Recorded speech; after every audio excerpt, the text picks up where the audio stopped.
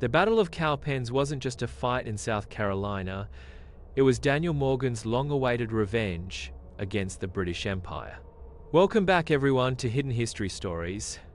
In today's episode, we're uncovering how a scarred frontier wagoner, whipped nearly to death with 499 lashes and left for dead with a bullet through his face, turned those scars into a strategy so brilliant it shattered one of Britain's finest armies in less than an hour. But before we begin, make sure to subscribe, like this video, and share it with anyone who loves exploring the past. Your support keeps these stories alive. Now, let's begin. Picture this: the 17th of January 1781, a freezing morning in South Carolina. A 55-year-old man with a scarred back and a bullet-shattered face is about to pull off one of history's greatest military cons. His name is Daniel Morgan, and he's angry. But to understand what Morgan did at Cowpens, you need to know what the British did to him first. The year is 1755. Morgan is just a kid, barely 20, hauling supplies for the British Army in Pennsylvania. No education, no family backing, just raw frontier toughness. Then he makes a mistake. Gets into an argument with a British officer. Maybe he talked back. Maybe he threw a punch. The punishment? Crystal clear. They tied Morgan to a wagon wheel and gave him 499 lashes with a whip. 500 would have required a court-martial, so they stopped at 499. A technicality. They whipped him until the flesh hung off his back in strips. Morgan survived. Somehow. And for the rest of his life, he joked that the British miscounted, that they still owed him one more. He wasn't joking about the debt, though. He never forgot. A year later, it gets worse. Morgan's hauling dispatches through hostile territory. Indians ambush him. A musket ball slams into the back of his neck, tears through his mouth, shatters his teeth, and explodes out through his cheek. His jaw is hanging open, blood pouring down his chest. But he stays in the saddle, rides, makes it to safety. The scar stays forever. Every time he looked in a mirror, survive or die. No in between. These two experiences, the whipping and the wound, forged Morgan into something harder than iron. He learned that rigid formations meant death in American forests. That smart tactics beat blind obedience. That common men with rifles could kill British officers before those officers even knew they were being hunted. The frontier was building a weapon. The British just didn't know it yet. Fast forward to 1777, Morgan's commanding riflemen at Saratoga, frontiersmen who can shoot a squirrel's eye out at 100 yards. September 19th, Battle of Freeman's Farm. Morgan's men push too far forward and get separated. The British are everywhere, closing in. His riflemen scatter, panicking, about to be surrounded. Then they hear it. A wild turkey call echoing through the forest. Gobble, gobble, gobble. It's Morgan.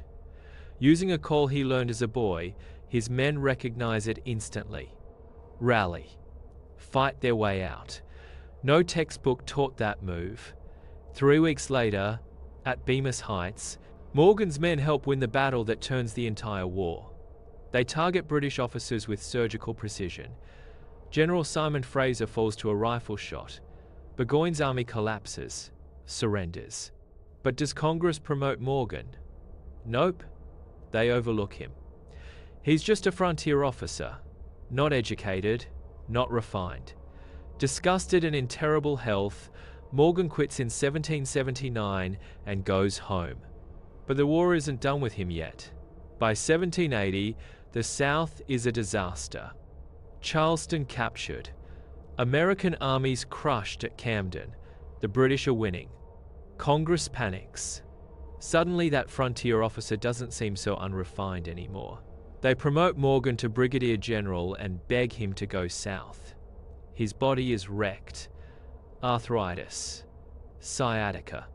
Every old wound screaming.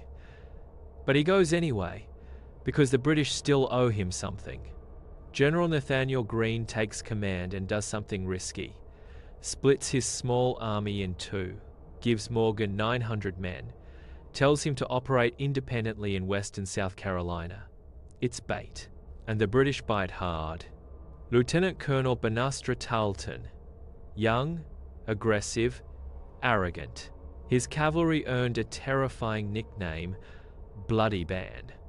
At the Waxhaws, his troops massacred American soldiers trying to surrender, used sabers on wounded, defenseless men. When Tarleton hears Morgan's out there with 900 rebels, he doesn't hesitate. He's got over 1,000 troops, including some of Britain's finest. He pursues immediately, marching his men through the night. He's going to destroy this rebel force, win glory, maybe end the southern campaign right here. Morgan retreats north, but he's not running, he's hunting for the right ground. January 16th, 1781. Morgan finds it.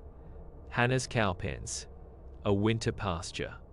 And by every military rule, it's suicidal, the broad river at his back. No retreat possible. But Morgan knows something most generals don't. Militia always run when they see British bayonets, so he doesn't try to stop it. He plans for it. That night he walks among his men, talks to each militia soldier personally. Just give me 2 volleys, boys. 2 shots. Then you can leave. Fall back behind the hill where you'll be safe. Just 2 volleys. No speeches about honor, just honesty. And they trust him. He sets up 3 lines. First line, way out front, expert riflemen. Job, shoot British officers twice, then disappear. Second line, militia. The men he just promised could leave. Third line, on the main hill. Continental regulars, men who won't break.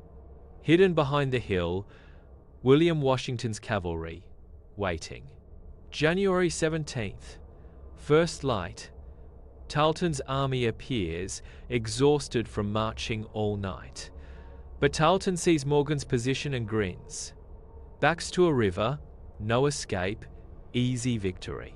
He orders an immediate attack. No rest, no reconnaissance. The British advance, drums beating. They expect to sweep away these American peasants with one charge.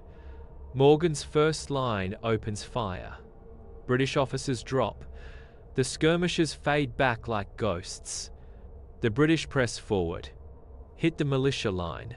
The militia wait until they can see faces. Then fire 2 devastating volleys that tear holes in the British ranks.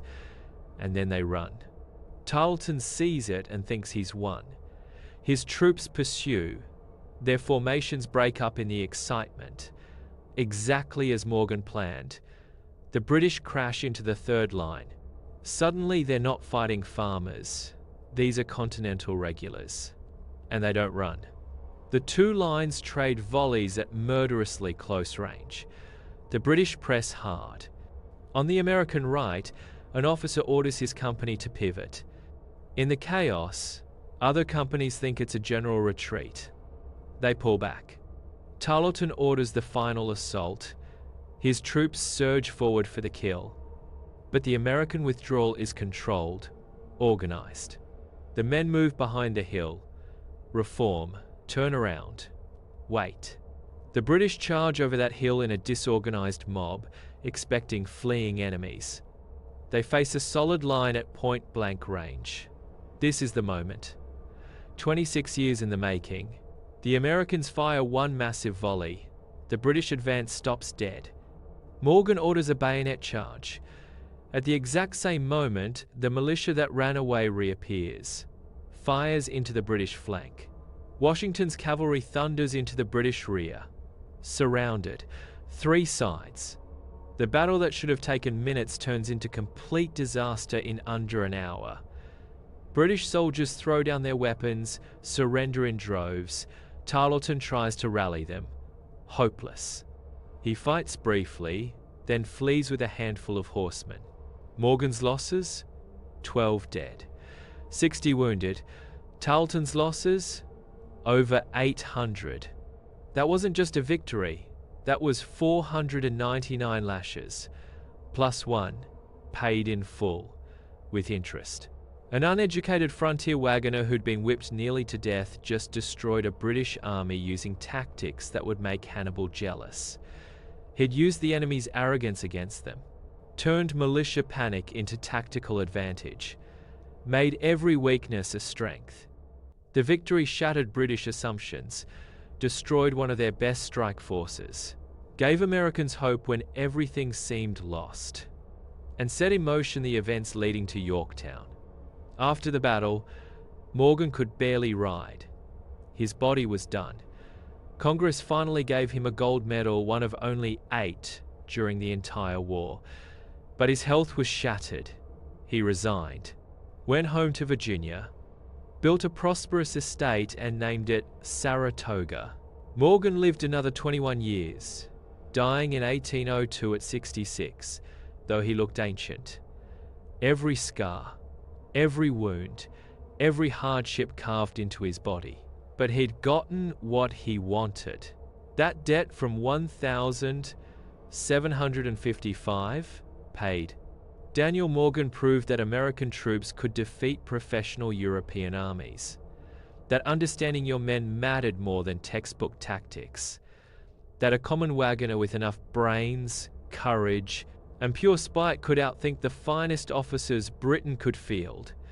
From 499 lashes to military genius.